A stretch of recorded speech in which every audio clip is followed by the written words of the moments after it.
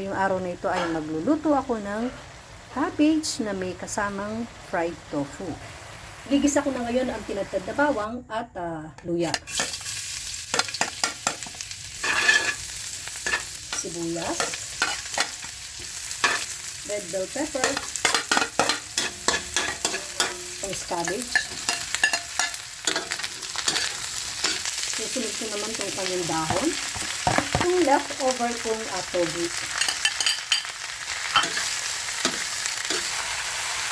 Lagyan natin ng tofu sauce, sesame oil, lagyan ko siya ng chili flakes, pandurog, tsaka lang natin ito haluin.